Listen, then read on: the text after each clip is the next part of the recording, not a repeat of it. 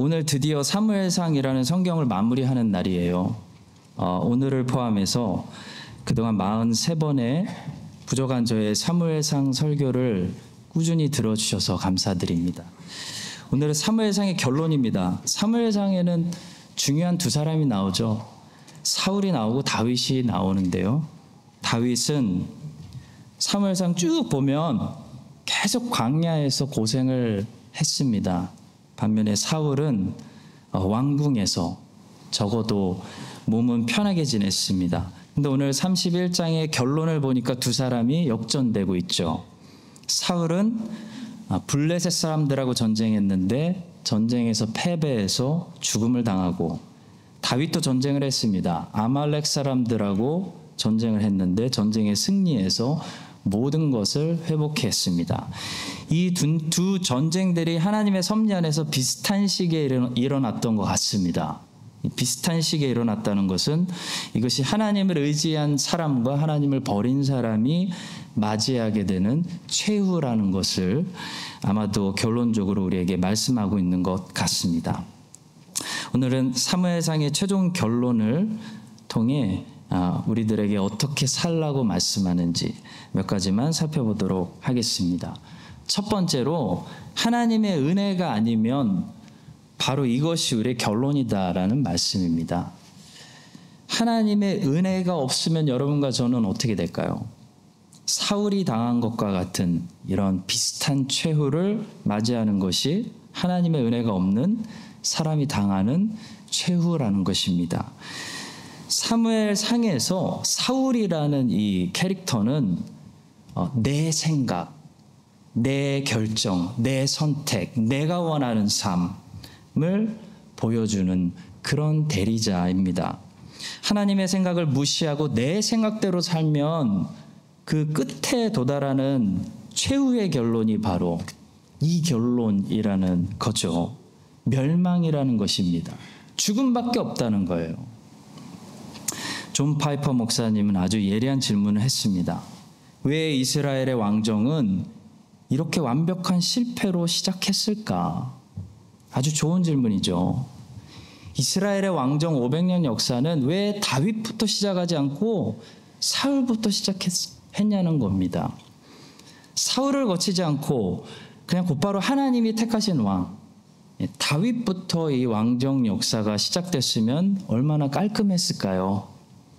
그런데 이스라엘의 왕정 역사는 하나님이 택하신 사람 다윗부터 시작하지 않고 백성들이 원했던 왕, 요구했던 왕, 사울부터 시작하고, 이렇게 40년이라는 비통한 세월을 보내고 처참한 패배를 경험한 뒤에서야 비로소 하나님이 기름 부으시고 하나님 마음에 합당한, 그러니까 진짜 왕이신 하나님을 대변해 줄 대리자가 등장하게 됩니다.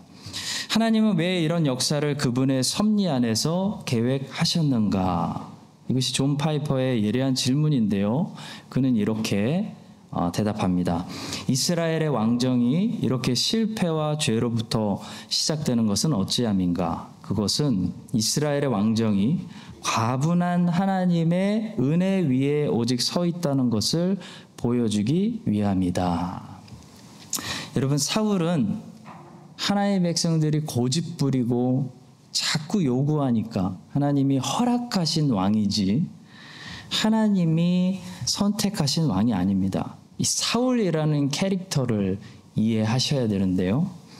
백성들이 왕을 달라고 요구했을 때 하나님께서는 사무엘 선지자를 통해서 이스라엘 백성들에게 왕을 주시기 전에 그들이 요구하는 것이 분명히 잘못됐고 분명히 죄라는 것을 사무엘을 통해 말씀하셨습니다. 사무엘상 12장 17절입니다. 오늘은 밀 베는 때가 아니냐? 내가 여호와께 아뢰리니 여호와께서 우레와 비를 보내사 너희가 왕을 구한 일 곧 여호와의 목전에서 범한 죄악이 큼을 너희에게 밝히 알게 하시리라. 지금 비가 올 시즌이 전혀 아닌데 비가 와서 너희들이 왕을 구한 일이 하나님 앞에 얼마나 죄였는지를 하나님이 보여주실 거다. 이게 사무엘의 말이에요. 그리고 비가 와서 백성들이 알았습니다. 그리고 하나님께서는 사무엘을 통해서 이스라엘 백성들에게 이 말을 꼭 전달하라고 하시면서 그들에게 왕이 생기면 그 왕이 그들의 자녀들을 데려가고 강제 노동을 시키고 세금을 떼어가고 위험한 전쟁터로 데려갈 것이라고 분명히 경고했습니다. 그런데 이스라엘은 어떻게 했죠? 아닙니다. 우리에게도 이웃 나라들처럼 왕이 있어야 하겠습니다. 라고 고집을 부렸습니다. 이스라엘의 고집, 이스라엘의 선택, 이스라엘의 죄가 바로 사울입니다. 그 결론이 오늘 사무엘상 31장에서 드러나고 있는 거죠. 사울은 결국 어떻게 될까요? 사울은 결국 망하고 이스라엘은 전쟁에서 패배하고 흩어졌습니다. 블레셋이 많은 성읍들을 다시 빼앗아가고 이스라엘은 다시 블레셋 사람들의 눈치를 봐야 했습니다. 성도 여러분, 내가 원하는 삶, 내가 선택해서 내 고집대로 살면 최후에 어떻게 될까요? 이런 최후를 맞이하게 되는 것입니다. 사울은 그냥 죽은 것도 아니에요. 사울은 두렵고 슬픈 최후를 맞이했습니다. 블레셋 군대를 바라보던 사울은 큰 두려움을 느꼈습니다. 사무엘상 28장 5절, 사울이 블레셋 사람들의 군대를 보고 두려워서 그의 마음이 크게 떨린지라. 그래서 신접한 여인을 찾아가죠. 근데 거기서도 만족할 만한 답을 듣지 못한 사울은 더 큰 두려움에 사로잡히게 됩니다. 사무엘상 28장 20절입니다. 사울이 갑자기 땅에 완전히 엎드러지니 이는 사무엘의 말로 말미암아 심히 두려워하며 또 그의 기력이 다하였으니 이는 그가 하루 밤낮을 음식을 먹지 못하였음이니라. 자기 마음대로 자기 인생 살아버리면 끝에 어떻게 되냐면 심히 두려움이 임한다는 거예요. 나 이제 어떡하지? 죽어야 되는데. 심히 큰 두려움이 사울에게 임했습니다. 여러분, 죽을 때 신자는 두려운 것이 아니라 하나님의 말씀대로 하나님의 뜻대로 산 신자는 두려움이 임하는 것이 아니라 예수님이 부어주시는 믿음이 확고해져 가지고 내가 이제 일을 다 마치고 진짜 천국에 가는구나, 그런 확신에 거하게 되는 줄로 믿습니다. 근데 사울은 죽을 때 자기 마음대로 살았기 때문에 두려움이 임해가지고 두려워했고, 또 사울은 그냥 죽은 것이 아니고 엄청난 슬픔을 느끼면서 죽었습니다. 사울은 먼저 죽은 것이 아니고 자기를 40년 동안 따랐던 병사들이 엎드러지는 것과 요나단을 포함한 자기의 자식들이 자기 눈앞에서 비참하게 살해당하는 것을 보고 죽어야 했죠. 1절과 2절입니다. 블레셋 사람들이 이스라엘을 침해 이스라엘 사람들이 블레셋 사람들 앞에서 도망하여 길보아 산에서 엎드러져 죽으니라. 블레셋 사람들이 사울과 그의 아들들을 추격하여 사울의 아들 요나단과 아비나답과 말기수아를 죽이니라. 유다의 마지막 왕이었던 시드기야 왕도 그랬죠. 바벨론의 느부갓네살이 시드기야 아들들을 끌고 와서 시드기야가 보는 앞에서 참수형시키고 그 장면을 마지막으로 보게 하고 시드기야의 눈을 뽑아버렸습니다. 그리고 죽이지도 않고 바벨론으로 끌고 갔습니다. 너무 잔인한 징벌이죠.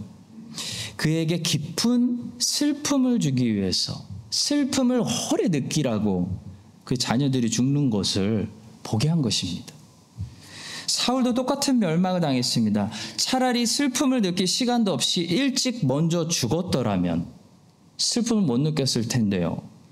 블레셋 사람들이 하필 그의 아들들을 먼저 죽이는 바람에 사울은 죽을 때 슬퍼하며 후회하며 죽었다는 거예요. 성도 여러분, 하나님을 떠난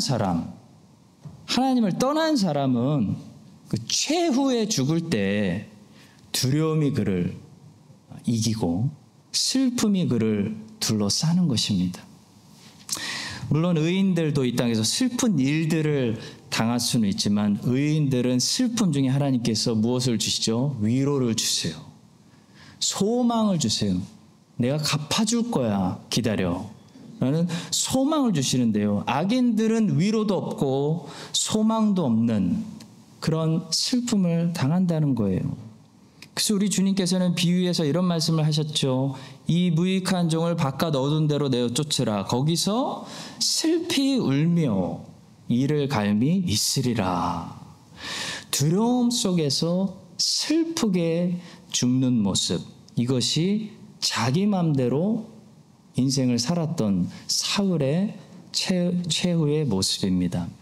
성도 여러분, 하나님의 은혜가 여러분과 저에게 매일 우리 머리 위에 있어서 죽음 앞에서도 주님의 뜻대로 인생을 살았기 때문에 두려움이 우리를 이기지 못하고, 죽더라도 주님이 나와 함께 하시기 때문에, 천국에서 갚아주실 거기 때문에 슬픔이 아니라 소망과 감사 중에 죽을 수 있는 그런 하나님의 은혜가 함께하는 여러분과 제가 될 수 있기를 예수님의 이름으로 축복합니다.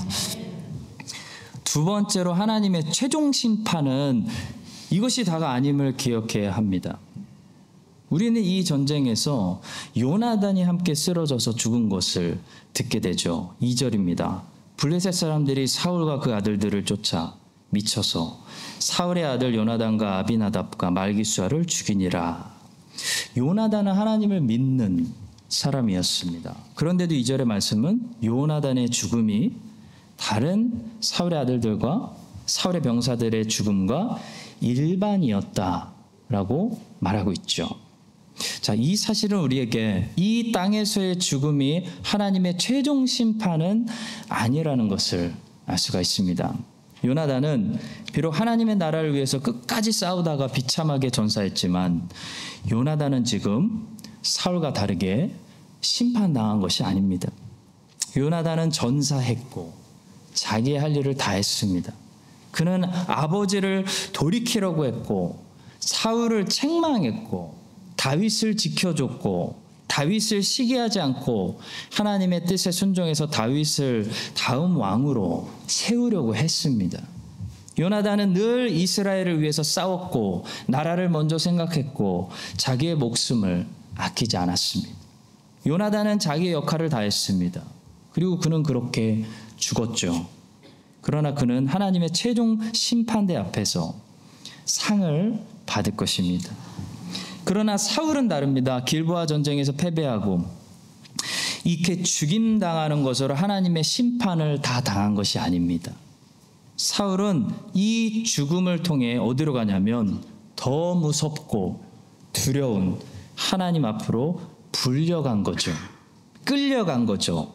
그는 하나님 앞에서 하나님의 질문에 대답을 해야 할 것이고 최종 재판을, 그렇게 두려워하던, 마주하기 싫었던 최종 재판을 받아야 할 것입니다. 길보아 전투의 패배와 죽음이 사울에게 내린 심판이 아니었습니다.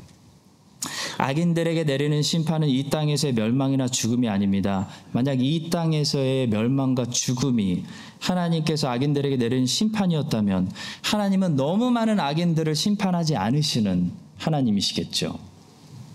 하나님이 악인들에게 내리는 심판은 이 땅에서의 멸망이나 잠깐 고통을 느끼는 죽음이 아니라 죽고 싶어도 죽지 못하는, 죽음이 피해가는, 영원히 죽지도 못하고 영원히 사라지지도 못하는, 소멸되지도 않는 그런 지옥에 가는 것이 하나님이 악인들에게 내리시는 형벌이에요. 따라서 성도 여러분, 우리는 죽음을 보면서 그 사람의 영의 상태를 함부로 판단해서는 안 됩니다. 의인과 악인이 이 땅에서 당하는 죽음은 사울과 요나단이 당한 것처럼 일반일 수 있기 때문입니다. 크리스천이라고 선하게 살았다고 아름답게 죽고 악인은 악하게 살았기 때문에 항상 고통스럽게 죽는 것이 아닌 것입니다. 사도 바울은 목이 날아간 참수형을 당했습니다. 스데반은 돌 맞아 죽었습니다. 이사야는 톱으로 잘려 죽었습니다. 예수님 십자가에 못 박혀 죽었습니다. 하나님의 자녀도 사고로 죽을 수 있고요. 병들어 죽을 수 있습니다. 하나님의 자녀는 죽을 때 슬픔을 당하지 않고 두려움에서 자유하는 것이지 하나님의 자녀에게도 육체의 죽음은 모든 사람들에게 찾아오듯이 일관되게 찾아온다는 거죠. 따라서 성도 여러분, 우리는 어떻게 죽을까? 편안하게 죽을까? 거기에 관심을 기울이기보다는요, 죽음 이후에 내가 어디로 가는가? 죽음 이후에 내가 어디로 가는가? 거기에 관심이 더 많아야 됩니다. 안타깝게도 많은 믿는 분들 중에서 어떻게 죽을까에 관심이 그렇게 많으시더라고요. 웰 다잉 시대. 내가 어디로 가는지, 목사님 죽으면 천국에 가면 뭐 합니까? 물어보는 사람 한 번도 못 만나봤어요. 근데 전부 그렇게 기도해 달래요. 편안하게 죽을 수 있도록, 잠자듯이 죽을 수 있도록 기도해 달라는 사람들은 많아요. 나쁜 소원은 아닙니다. 그런데 그건 하나님이 결정하실 문제고요. 요나단처럼 죽을 수도 있는 거죠. 죽음은 믿는 자나 안 믿는 자에게나 일반입니다. 전도서 9장 2절은 이런 말씀이 있습니다. 모든 사람에게 임하는 모든 것이 일반이라.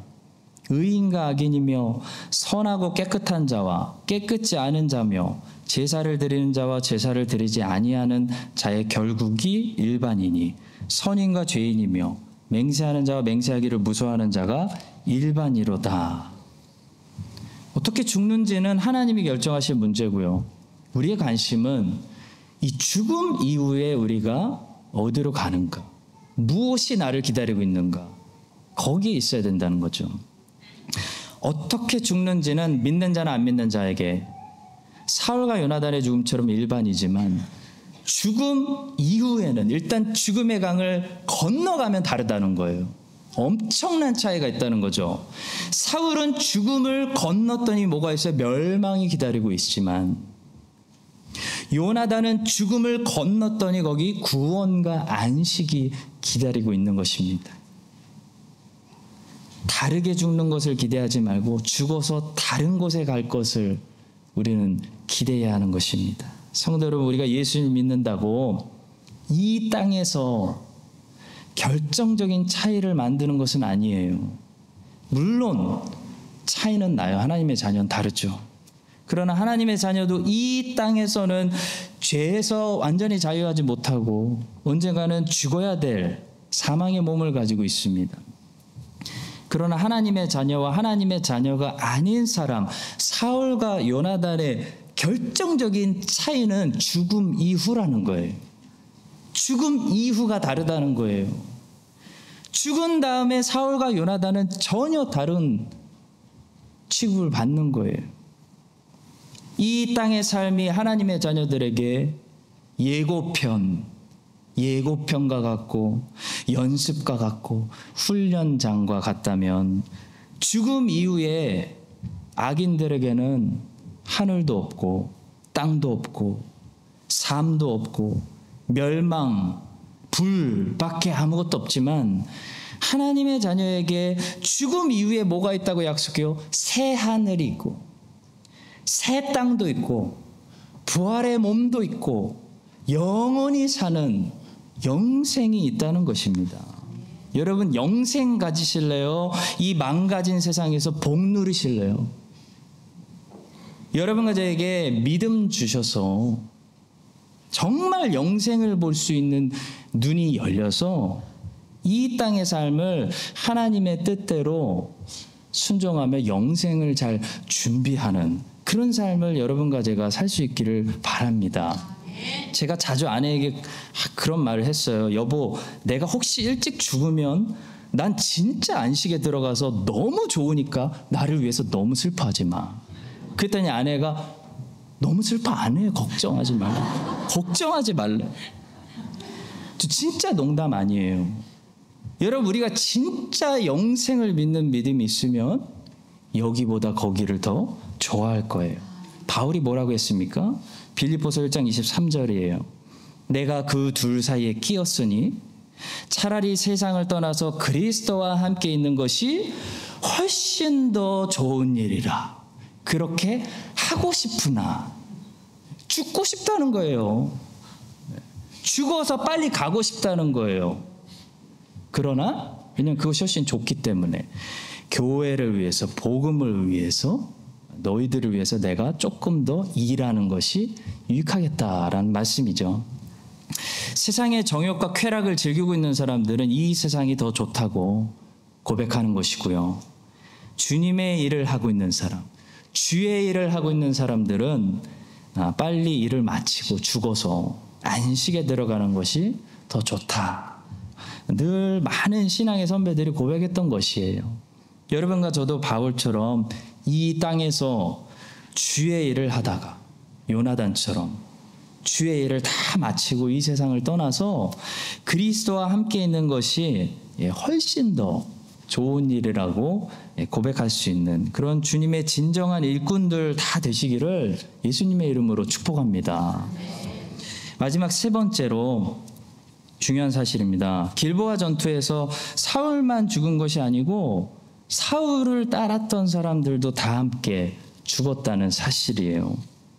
1절은 사울의 병사들의 죽음을 기록하고 있습니다. 블레셋 사람들이 이스라엘을 침해, 이스라엘 사람들이 블레셋 사람들 앞에서 도망하여 길보아산에서 엎드러져 죽으니라. 이 엎드러져 죽은 사람들, 사울을 40년 동안 따랐던 사람들이죠. 그리고 또 한 사람 주목할 사람이 있는데요. 사울의 무기 든 사람입니다. 유대인들은 이 사울의 무기 든 자가 노베에서 제사장들을 죽였던 도액이었을 것이라고 생각한다고 해요. 물론 그런 근거가 어디에서 나왔는지는 모르겠습니다. 유대인들은 그렇게 믿는다고 합니다. 어쨌든 이 사울의 무기 든 자가 어떻게 됐죠? 사울이 자살하는 거 보고 자기도 자살했습니다. 5절입니다. 무기를 든 자가 사울이 죽음을 보고 자기도 자기 칼 위에 엎드러져 그와 함께 죽으니라. 그와 함께 죽으니라. 중요한 메시지가 있는 말씀이에요. 여러분, 사울을 잘못 따르면 사울과 함께 죽는 것이 인생입니다. 사울 때문에 이렇게 됐다고 하나님 앞에 핑계대지 못하는 것이 인생이라는 거예요. 사울의 부하들은 사울의 명령을 분별하지 않고 무조건 순종했습니다. 그래서 다윗을 죽이려고 다윗을 수색하는 일을 했어요.